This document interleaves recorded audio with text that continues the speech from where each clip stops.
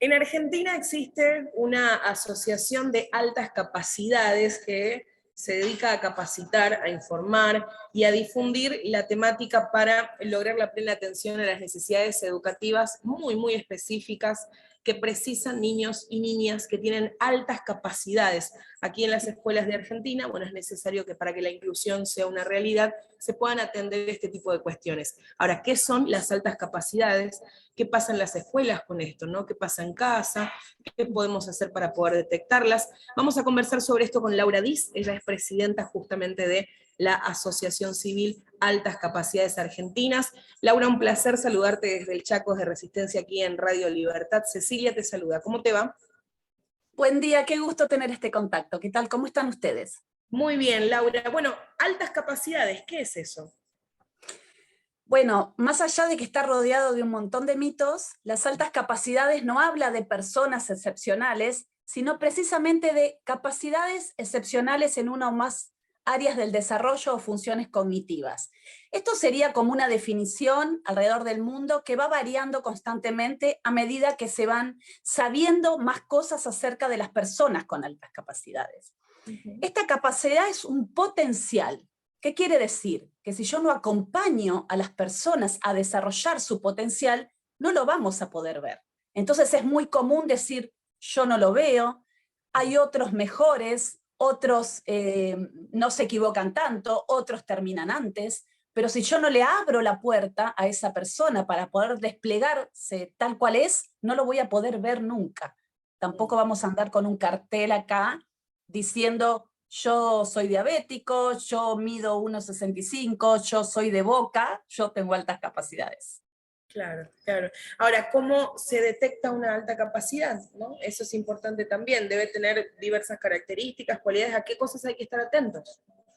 Bueno, la verdad es que cuando hablamos con las familias, desde el primer día de nacidos están notando que estos niños y niñas, futuros adolescentes y adultos, nacen la mayoría con los ojos abiertos, señalan que escanean todo, que cuando les hablan hasta giran la cabeza o la levantan desde el primer día de nacido. Cuando hablamos de características pueden variar según la persona, ¿no? Pueden tener una capacidad no esperable para gatear antes, caminar alrededor de los 7, 8 meses, hablar antes. El otro día vi un video de un bebé que decía I love you, por ejemplo, y tenía 3 meses, ¿no? Estas cosas no son preparadas, ¿no? Pero pensemos que por más que yo obligue a un niño a hacer cuentas, no las va a poder hacer hasta que no esté preparado. La sobreestimulación en la alta capacidad no existe, como aquel que tiene habilidad para trepar a un árbol, ¿no? Y tiene tal habilidad que sabe dónde poner el pie, cómo poner sus manos, cómo empujarse para poder subir y luego bajar, ¿no? Aquellos que dibujan con una habilidad copiando o pudiendo plasmar lo que están imaginando. La alta capacidad no es solamente algo matemático, ¿no? Niños que escriben precozmente. ¿Qué quiere decir esto? Antes de la edad esperable. Imaginemos que esa manito está preparada alrededor del ingreso a la primaria. Tenemos chiquitos de 2 o 3 años que escriben luna, pato, y así empiezan a pensar cómo suena cada letra, no la P, suena P. Empiezan a unirlo porque tienen una manera diferente de pensar y solos con esa primera explicación de que la F suena F, la M suena M, empiezan a unir, a formar palabras, a formar frases y así avanzan. ¿Hay un aprendizaje autónomo entonces? Con muy poca ayuda, ¿sí? Bien. Porque de algún lado lo sacan. Los padres dicen, yo no les enseño. No, por supuesto que no lo tienen sentados aprendiendo, pero cuando pregunta un niño es porque está preparado para una respuesta. Claro. Ahora, la respuesta que le demos será la que puedan asimilar, ¿sí? El otro día un chiquito me dice, tengo mi primer libro de física cuántica, un niño de 7, y me dice, realmente es mi primer libro. porque otros se llaman Mi primer libro y no fue el primero que tuve. Imagínate la manera de razonar de este Ujú. niño, que no es por ahí esperable en un niño de primer grado, ¿no? Claro. Y fuera de las cuestiones cognitivas y de sus habilidades rápidas de aprendizaje, ¿no? O por ahí que sean más perspicaces a la hora de preguntar algo, que de pronto, viste, que te desencajan como adulto, como adulta, porque te cuestionan cosas que vos decís, pero la pucha, si sos tan niño, tan niña, ¿por qué está sucediendo esto? Ahora, fuera de esas cuestiones que pueden llegar a ser una alerta como para estar atentos y atentas, hay también otro tipo de conductas que tengan que ver quizás con ensimismamientos, esto de ser más reflexivos, más para adentro, que puedan también ser una alerta, ¿no? En realidad depende del entorno. Ok, No hay niños con altas capacidades con trastornos para relacionarse si bien. son aceptados como son, ¿no? Pensemos del otro lado, pensemos en una discapacidad. Si ven un niño en silla de ruedas y nadie lo recibe, va a ser un niño que va a estar ensimismado. Bien. Entonces, más allá de ponerle la etiqueta de altas capacidades, pensemos en personas neurodiversas.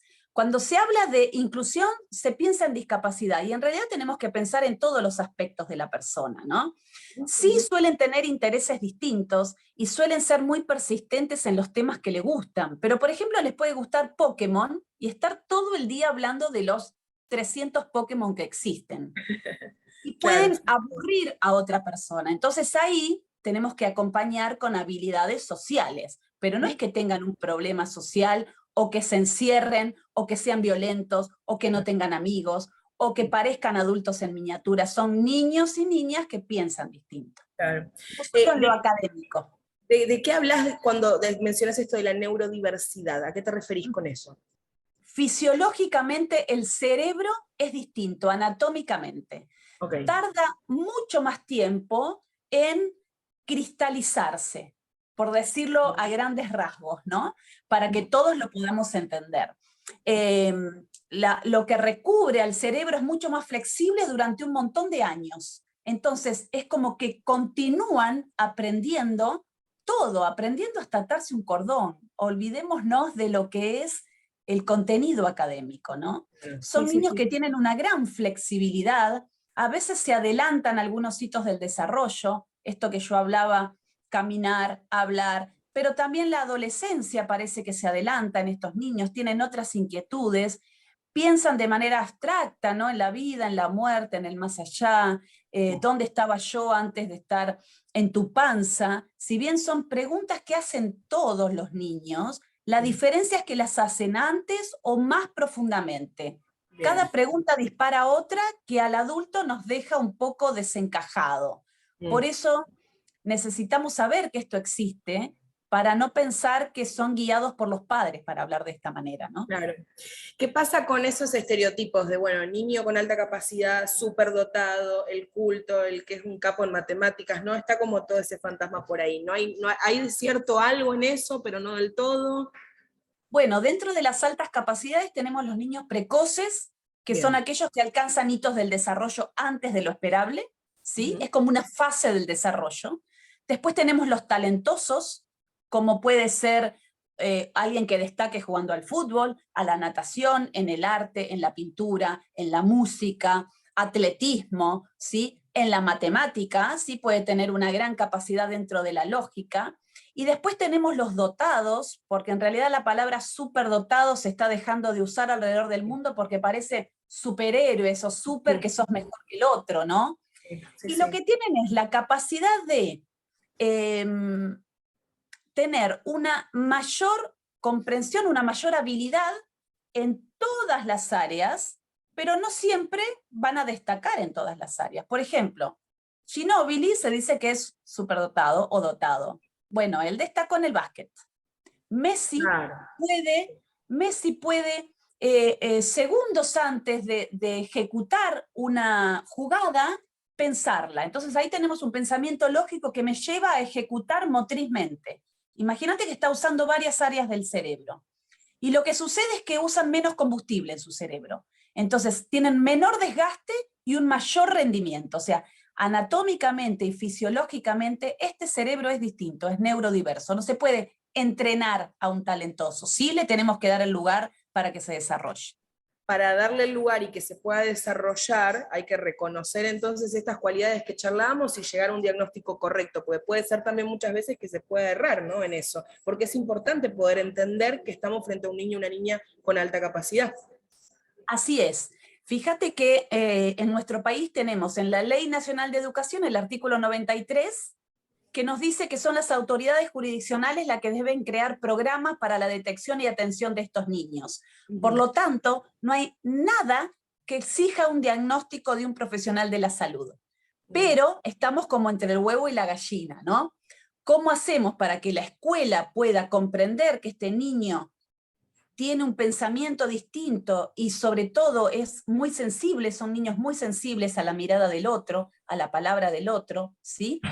¿Cómo hacemos para que puedan tener herramientas dentro de la escuela si no tenemos a alguien que lo haya evaluado antes? Pero no hay una imperiosa necesidad, nada dice que tiene que tener un psicodiagnóstico. Esto es otro mito que circula.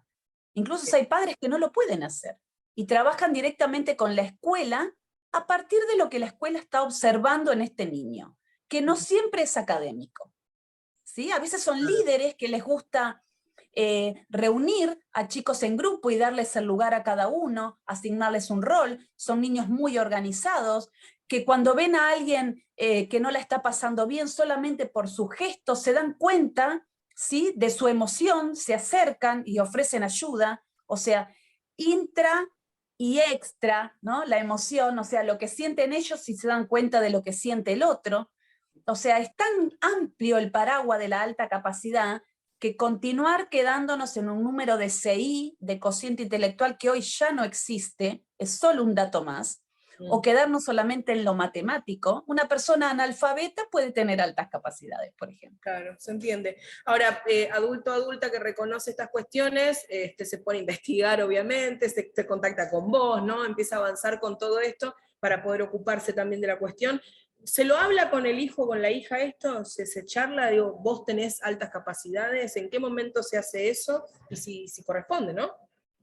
En realidad, cada familia elige lo que prefiere hacer y lo que es mejor. Desde mi opinión y de la opinión de la asociación, creemos que todos tenemos derecho a saber quiénes somos, ¿no? Bien. Y saber, esto me sucede, pienso así, siento tan profundamente, me lastima tanto ver un animalito atado, me quedo tan colgado viendo una imagen de la guerra, de la injusticia, ver que alguien no tiene comida por la calle, ver una persona durmiendo en el suelo, les queda tan arraigado eso, que eso debería poder hablarse y que tenga un nombre. Esto te sucede porque sos altamente sensible, esto te sucede porque pensás distinto, no te sucede porque sos un genio.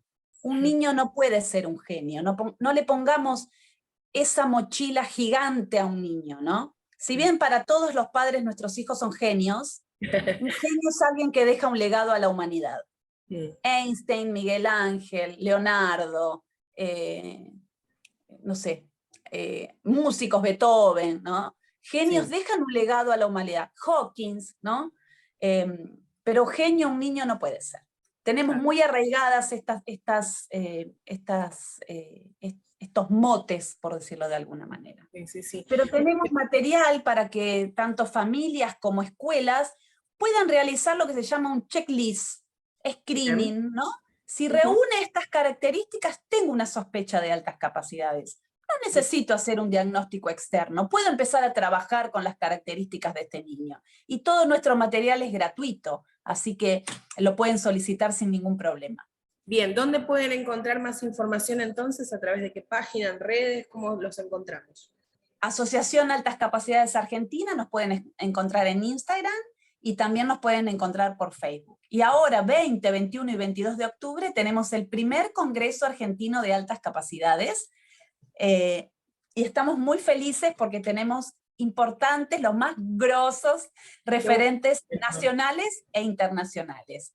Y algo muy lindo es que van a poder participar niños de 6 a 12 años creando el primer decálogo de altas capacidades y adolescentes entre 13 y 18 para elaborar una carta sobre lo que ellos consideran que deben tener en cuenta las autoridades nacionales. Esa actividad es totalmente gratuita para niños y adolescentes. Buenísimo. 20, 21 y 22 de octubre en Buenos Aires. Y pueden encontrarnos en congresoargentinoaltascapacidades.ar.